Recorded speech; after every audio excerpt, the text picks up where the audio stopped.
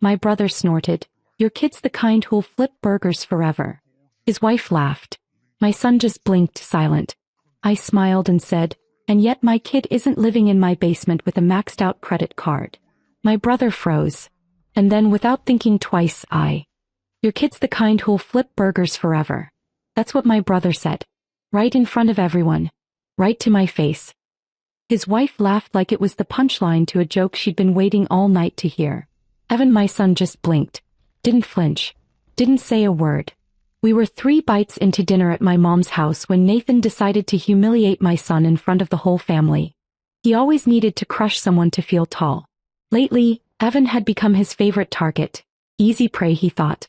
A quiet 19-year-old kid working the grill at a fast food joint while taking business classes at night. No flashy degree, no fancy internship, no LinkedIn bragging rights. Just a kid with a job and a plan he kept to himself. Nathan, 41, divorced until 2 years ago, now remarried to a woman who treats every family gathering like a stage. They brag about their son Dylan like he's curing cancer, but from what I know, he's burning through Nathan's credit cards faster than his weed stash and hasn't held a job longer than 3 weeks. Still, Nathan leaned back in his chair and aimed that line like a dart. Your kid's the kind who'll flip burgers forever. Evan didn't react. That was the part that made Nathan even angrier, I think. There was nothing to poke at. No outrage. Just silence. I didn't raise my voice. I didn't need to. And yet my kid isn't living in my basement with a maxed out credit card. Nathan's face changed. You could feel it. The whole room felt it. Mom went stiff like she wanted to interrupt but didn't. Dad looked at his plate. Sherry opened her mouth, probably to say something catty, but I was already pulling something from my purse. A white envelope. I slid it across the table to my parents. What's that? My dad asked. Open it. Inside was a printed reservation for 2-3 nights at a lakefront cabin my mom had dreamed about visiting for years. Paid for in full. From Evan. Bought with the same money Nathan thought made him pathetic. My mom gasped. My dad was confused. Nathan said he bought this? Yeah, with his paycheck. And he asked them to bring back pictures. Nobody spoke after that. Sherry swirled her wine like it had answers. Dylan, their golden boy, wasn't there. Said he was too busy to come. He was probably hungover. I didn't expect Nathan to say thank you or even back down. But I saw it. That look in his eyes. He'd miscalculated. He thought Evan was weak. What he didn't know was that Evan had been working on something. Something bigger than all of us realized. And this dinner? This was just the beginning. Nathan didn't say much for the rest of that dinner. He picked at his food, avoided eye contact, barely even laughed at his own dumb jokes. Sherry tried to keep the energy up, complimented the chicken, asked if Mom had redone the drapes, but the mood had shifted. Everyone felt it. Evan, as always, stayed quiet. He helped clear the dishes, gave my mom a kiss on the cheek and left early. Said he had to be up at 5. I knew where he was going. I'd seen it with my own eyes. But I hadn't told anyone yet. Not even my parents. Not until he was ready. See, 6 months earlier, Evan had been saving most of his paychecks. He worked extra shifts, picked up delivery routes, even did freelance design work online. Every dollar went into something he kept calling the plan. I assumed it was just savings for school or a car, maybe a trip with friends. But then he asked me one night if I could co-sign a small business lease. That's when he showed me everything. Blueprints, branding, supply contracts, a whole business model already in motion. He wasn't flipping burgers forever. He was studying the system from the inside. He had opened his own fast food spot. Clean, modern, streamlined. Not a franchise, fully independent. Evan hired 2 of his co-workers, offered better wages than they'd been getting, and started running the place the way he thought fast food should be. Affordable, efficient, but actually respectful to the people working there. He didn't want to talk about it until it was stable. So I kept quiet. But that dinner with Nathan lit something in him. I saw it the next day when he came home from his shift and sat at the kitchen table. He said, I think I'm ready to show everyone. Asked, you sure? He nodded. And he smiled, not to impress anyone, not to gloat. It was the kind of smile people have when they've quietly built something no one thought they could. 2 weeks later, it was my mom's birthday again. A smaller gathering this time. Just immediate family. Nathan, Sherry, Dylan, who actually showed up this time. My parents, me and Evan. Evan walked in carrying a massive bouquet and a gift box tied with a silver ribbon. Handed them both to my mom. She unwrapped it slowly. A full dinnerware set she'd mentioned years ago, the kind she never bought for herself because she always said it was too much. She asked how he managed it. He said, "I've been saving." That alone was enough to put a crack in the image Nathan had painted of him. But it wasn't the main event. Evan waited until after dinner. Everyone had moved to the living room.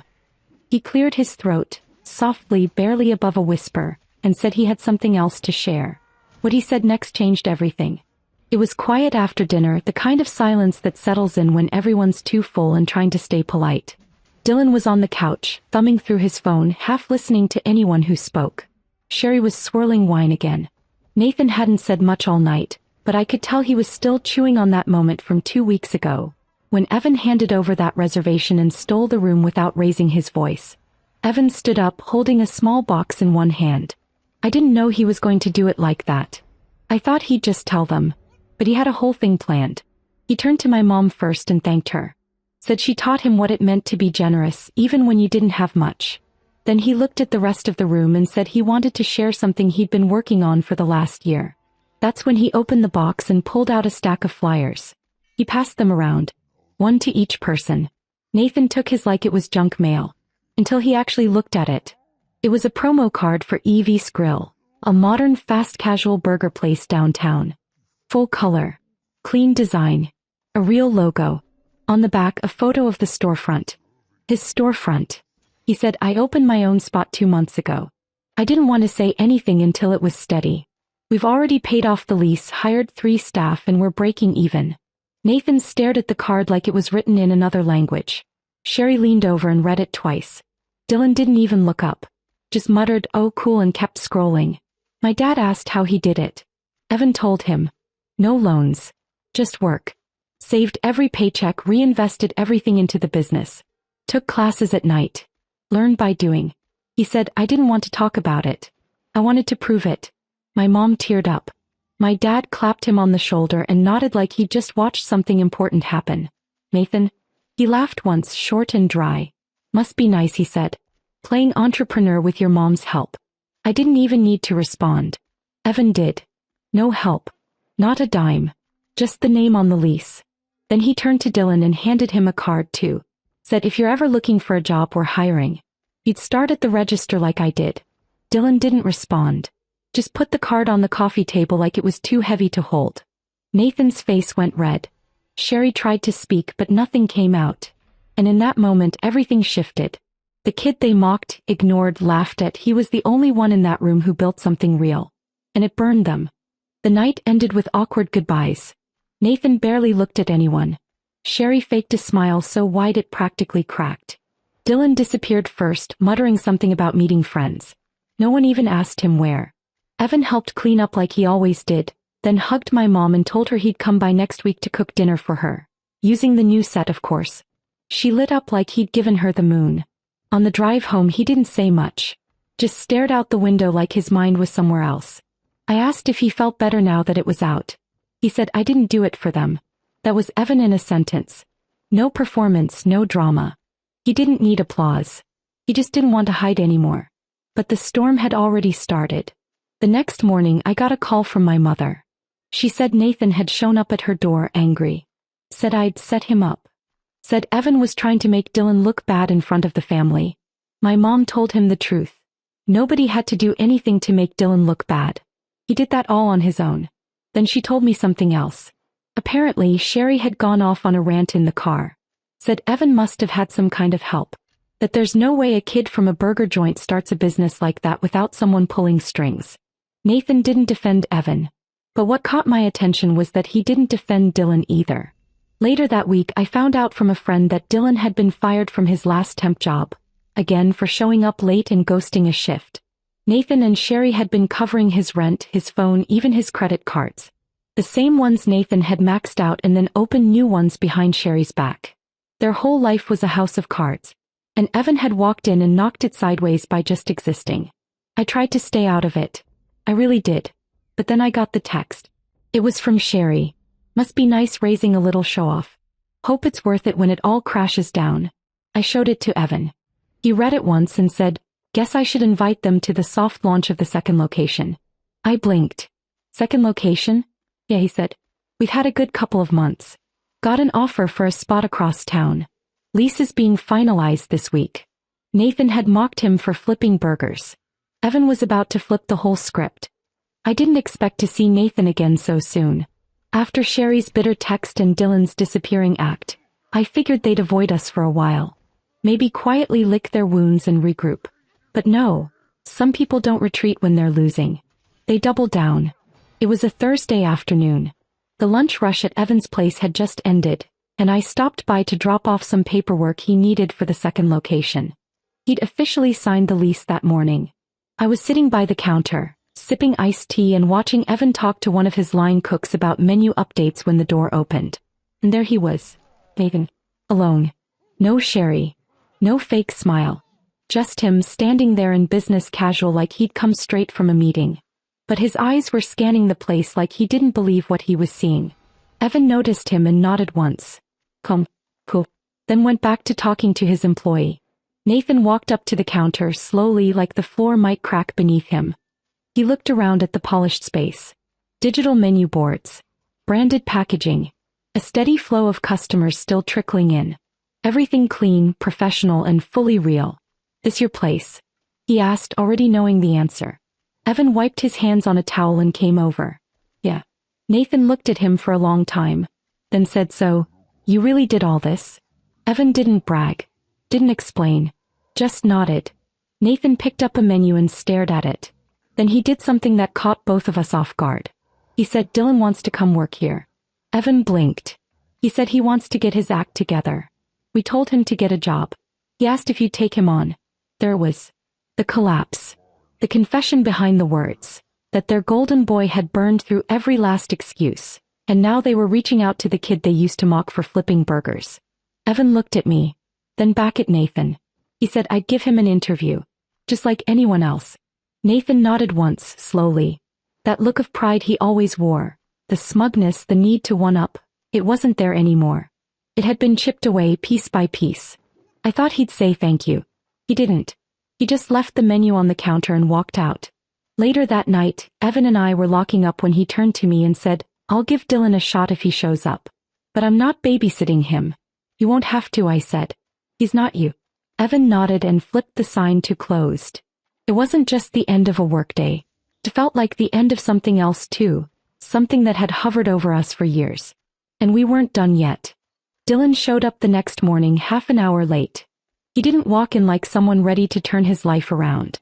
He strolled in with his hoodie half-zipped, smelling like cologne that was doing too much and holding a smoothie. He looked around Evan's restaurant like it was a curiosity exhibit. Like he couldn't quite believe it was real. Evan was already behind the counter, resetting the register and prepping for the lunch rush. He saw Dylan walk in, looked at the clock, then said 2 words.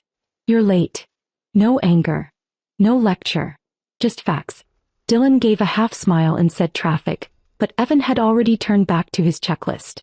That was the tone from the start. No special treatment. No family favors. Evan gave him the same starter sheet he gave every new hire. Tasks, expectations, and a probation period. 3 strikes and you're out. The first week didn't go well. Dylan forgot to restock napkins. Left the freezer door cracked open one night. Missed a shift because he overslept. That earned him his first official warning. And not just a verbal one. Evan logged it and printed it out for him to sign. I asked Evan later if he regretted giving Dylan a shot. He just shook his head. If I'm gonna do this, I have to run it right. Doesn't matter who he is. Week 2 something shifted. Dylan came in early one morning. He swept the parking lot before anyone else arrived. Started asking questions about how the POS system worked. Watched Evan more closely during rush hour instead of zoning out. By week 3 he was clocking in 5 minutes early. He didn't say much, didn't try to win anyone over. Just kept his head down. Worked, learned, failed. Tried again. It didn't erase everything, but it was something. Nathan and Sherry didn't talk about it. At least not to us. But my mom said they'd gone quiet. No more bragging about Dylan's potential. No more jabs about Evan's little job. Just silence. It was a strange thing watching their pride cave in like that. Sherry couldn't handle it. She showed up at my mom's one Sunday and said Evan must be holding something over Dylan, that it didn't make sense for her son to be working in food service. She said the word like it was an insult. My mom, bless her, told her the truth. Evan offered him something no one else had. A clean slate. That kind of generosity doesn't come from weakness. It comes from strength. Dylan kept working. 60 days in, he earned a permanent spot on the schedule. Evan gave him a black uniform shirt, different from the gray ones the new hires wore. It was small, but it meant something. And Dylan noticed. At Evan's 20th birthday, we had dinner at his place, the original location. The second one was still being renovated. He invited the whole family. I wasn't sure who would show, but they all did. My parents, me, and even Nathan. No Sherry though. She claimed a migraine. I think she just couldn't sit in that room and look around without seeing all the things she didn't believe Evan could do. Nathan didn't say much during dinner. He sat at the end of the table, picking at his food, occasionally glancing up like he was still adjusting to the fact that this place, this polished, profitable, full-room restaurant, belonged to the quiet kid he used to make fun of. Evan stood up after dessert. He thanked everyone for coming. Then he looked at Dylan. Said, "You've come a long way. Thanks for stepping up." Dylan looked like he didn't know what to do with that. He just nodded, then reached into his jacket and pulled out a small black box. Inside was a keychain. A brushed steel version of Evan's logo, EV Skrill, with the word, Day 1, etched on the back. He said, "I know I wasn't really around, but thanks for not giving up on me." There were no big speeches. No emotional hugs. Just a quiet exchange. But it hit hard. After everyone left, Nathan stayed behind. He asked Evan if he could talk to him outside. They stood near the alley by the dumpsters where Evan's staff usually took breaks. I watched from the front window, heart pounding. They didn't raise voices. They didn't hug. But after a few minutes, Nathan reached out, awkward, hesitant, and shook Evan's hand. When Evan came back inside, I asked what he said. Evan just shrugged. He said he was wrong. That's all. Evan nodded. That's all I needed. And that was it. My son didn't win with revenge. He didn't humiliate anyone. He didn't post about it online or throw their words back in their faces. He just built something they couldn't ignore. Evan changed everything, not just his own life but the shape of our entire family. And he did it by doing exactly what everyone thought made him small. He showed up. He worked. He stayed silent when others talked. And when it mattered, he spoke loudest of all, with action. The kid they laughed at, he gave them all something to respect, whether they were ready to admit it or not.